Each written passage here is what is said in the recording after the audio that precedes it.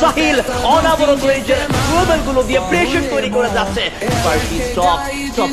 অবস্থা ভালো নয়, কুটুস কম্পাউন্ড থেকে বেরিয়ে গিয়েছে। ব্লেড ছাদের উপরে উঠে যাবে, একা লড়াই করার জন্য প্রস্তুত। রাত চলে এসেছে, কুটুস ইজ হিয়ার।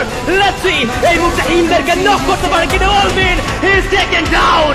রাত নিজের প্লেয়ারকে রিভাইভ করতে হবে। কুটুসকে করে দেওয়া হয়েছে knock. Team Hind still they are in fight, but alright sports তারা কি এই লড়াইতে যুক্ত হবে কিনা নিচে নামার চেষ্টা এখনো পর্যন্ত টাইটান স্পোর্টস ক্লাব তিনজন প্লেয়ারকে নিয়ে কন্টিনিউ করে যাচ্ছে। প্লেয়ার টিম কনফার্ম করেছে। স্পার্শি সাইড থেকে আমরা এলিমিনেশন দেখতে পেয়েছি। Still 4 team alive and circle shift হয়েছে। Team in they are eliminated. স্পার্শি তার সাইড থেকে লাস্ট শট ছিল এবং তারই মাধ্যমে হিম কিন্তু ওয়াইপ আউট হয়ে গিয়েছে। অলরাইট স্পোর্টস সাইড থেকে অ্যাটাক হবে, বাট রাম ড্যামেজ কি করেছে। নক ব্লেডেড ডেস্টিনেশন টপকে কিন্তু সেখানে তুলে নিয়েছে। And Titan sports club now they are on fire. Blade দিয়েছে knock, lock, 1v3, and I think this is a booyah moment for the last match.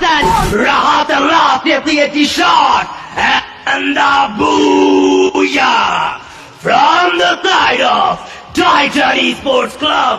Third game